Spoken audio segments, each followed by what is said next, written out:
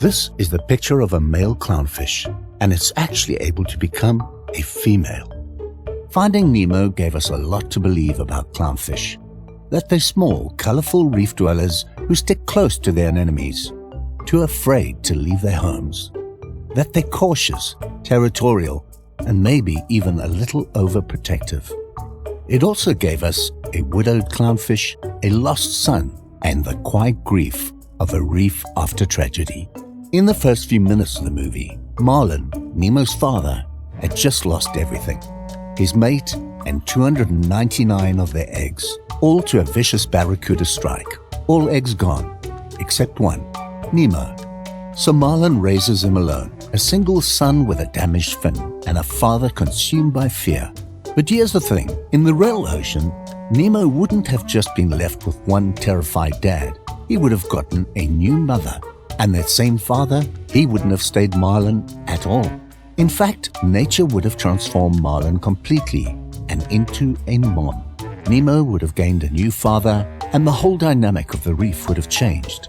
It sounds bizarre, almost impossible, but this is exactly what actually happens when a clownfish loses its mate. How can a father become a mother overnight? How did this bizarre strategy help them survive? And how did evolution make these seemingly simple-looking fish one of the most unique creatures on the entire planet? To understand how clownfish are able to achieve this feat, we first need to understand how clownfish are born. Before there's a colony, or a queen, or any sort of underwater drama, there's just an egg, one of hundreds actually. All of them are laid in neat rows on a flat rock right beside the anemone. The female does her part, drops off the eggs, and leaves. That's it.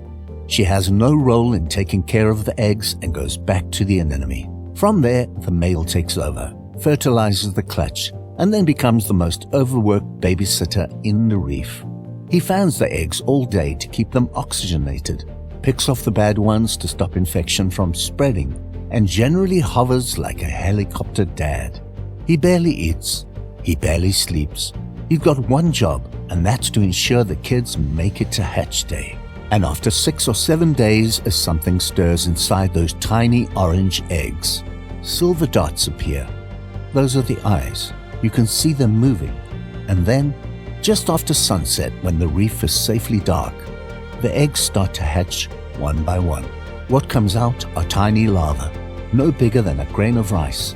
At this stage, they're all sexually immature, not male or female. Their bodies have not yet developed any organs to decide which way they'll go. That decision will be made later. For now, let's follow one of these hatchlings, and for the sake of clarity, we'll call this guy he. So he breaks free from his egg with a flick of his tail and shoots up into the water. The dad's job is now over, but the larva doesn't stay near the nest. Instead, he's instantly swept away by the current, pulled into the great floating soup of the open ocean. Out there, everything tries to eat him, from tiny jellyfish to shrimp larvae to larger hungry fish. Most clownfish never even survive this part. Out of 1,000 eggs, maybe 5 make it past the first week.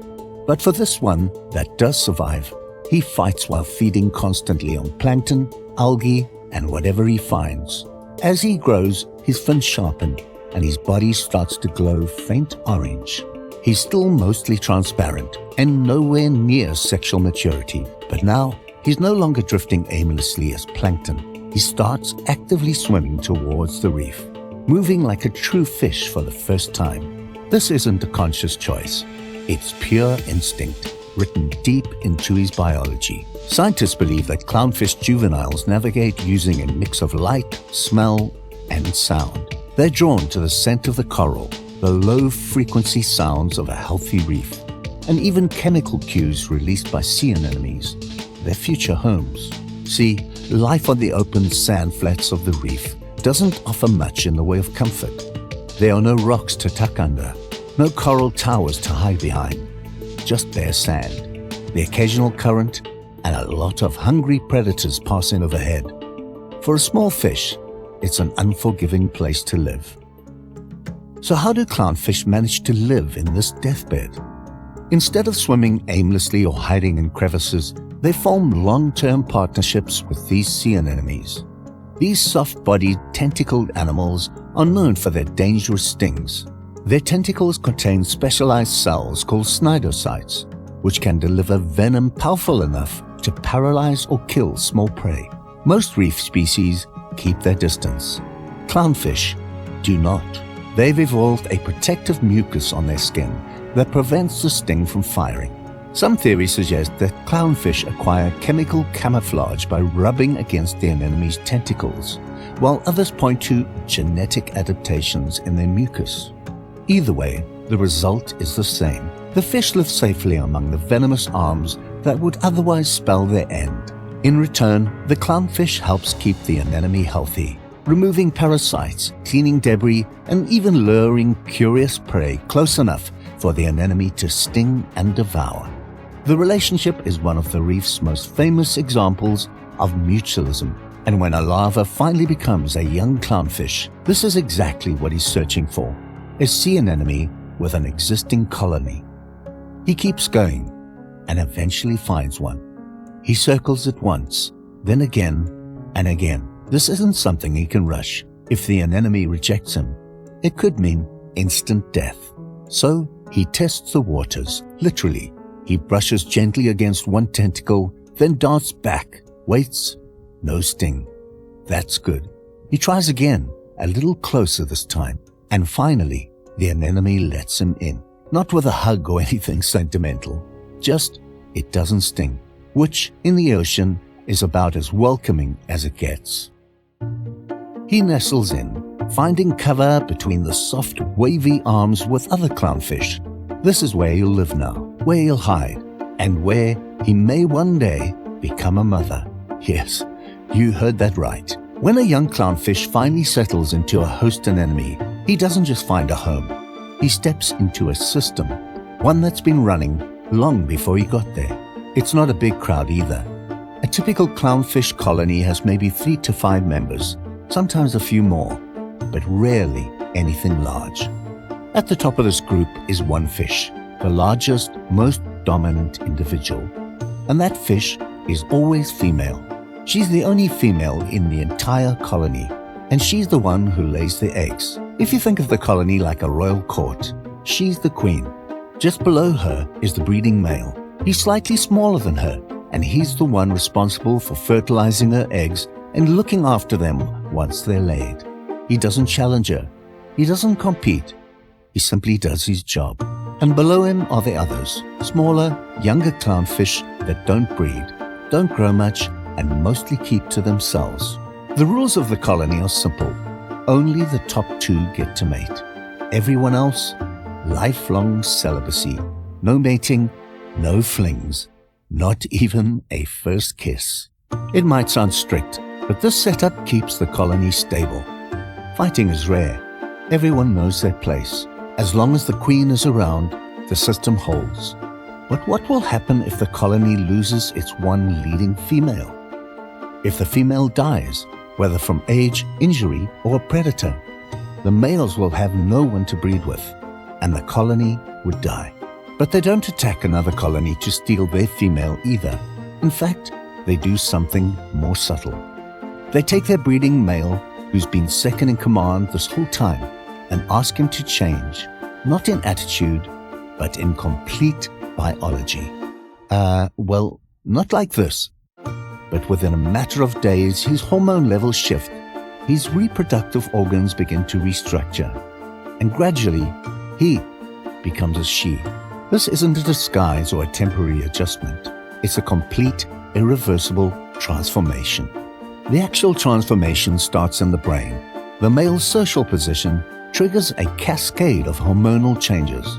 The brain reduces androgens, which are the male hormones, and starts increasing estrogen levels. His testes shrink and restructure into ovaries, and within days, he's completely shifted from producing sperm to being capable of laying eggs. It's a full reprogramming of his reproductive system, all guided by social cues and hierarchy rather than age or genetics alone. This breeding male becomes the new queen, So if you've been following the biology here, when Nemo's mother was eaten by the barracuda, Marlin wouldn't have stayed Nemo's dad. He would have become his mom. And Nemo would have got a new father. Well, at the same time as the new mother changes, the largest juvenile in the group begins to grow more rapidly. And yes, just like that, suddenly, someone who's been benched for years gets called up to become the new breeding male. Everyone else stays where they were, waiting, watching. This process is called sequential hermaphroditism, a reproductive strategy where individuals can change gender at a certain point in their lives. In clownfish, it always goes one way, male to female. And here's the part that surprises most people. Every single clownfish starts life in the anemone as a male, no exceptions. The queen doesn't lay daughters. She lays eggs, and all those eggs hatch into tiny, genderless larvae. And when they reach the anemone, every single one becomes a male. The colony doesn't begin with a balance of male and female. It's a very unique form of brotherhood. So when you see a confident, fully grown female clownfish laying eggs beneath an anemone, remember, she wasn't born that way. She rose to that position through patience, timing, and a very strange set of biological tools. And the tiny larva we followed earlier, the one who dodged predators and found an anemone and got accepted into a colony, he's now one of the juveniles, living quietly beneath the tentacles, staying out of trouble, growing slowly. Unlike a movie where every fish had a voice and even the sharks went to support group meetings, real clownfish don't question the system. But if the movie's got one thing right, it's this. Clownfish dads really are the heroes. As I told you, they don't just fertilize their eggs, they guard them, they clean them, they fan them constantly for oxygen. But even before that, they try every bit to earn the queen's trust. They do this by setting up the perfect place for her to lay. You see, the queen won't deposit her eggs just anywhere. The surface has to be clean, flat, and close to the base of the anemone. On a coral-covered reef, that's easy enough to find, but on a bare patch of sand, not so much. And this is where the clownfish gets creative. They've been seen dragging all kinds of objects back to the anemones in search of a proper nursery. Shells, bits of coral, bottle caps, even pieces of plastic. Anything smooth and secure enough to support a few hundred eggs. But not everything makes the cut. The queen is particular and may inspect the item, circle it a few times, then reject it if it's too far from shelter, too unsteady, or just not up to standard. Sometimes he enlists help by calling in the juveniles, and those non-breeding males might lend a fin to help him, especially if the object is large or far from home. It's the closest thing they'll ever come to participating in the breeding process, a sporting role in setting the stage. But even with help, the journey back can take hours. Imagine trying to roll a coconut shell across shifting sand while staying out of sight of predators. It's not easy, but the clownfish dads somehow manage. Once the chosen object is finally in place, the real work begins. The male starts cleaning, scraping the surface with its mouth, brushing away sediment, nudging back the anemone's tentacles to make room. He inspects it again and again, making sure everything is perfect. And then, if all goes well, the queen approaches. She deposits her eggs, hundreds of tiny orange orbs laid in perfect parallel rows, and from there rises a larva, just like the one we followed at the very beginning. And if he plays his cards right, one day this little boy may become queen of the colony. If you want to hear about an animal much larger than a clownfish, check out this one. Thanks for watching.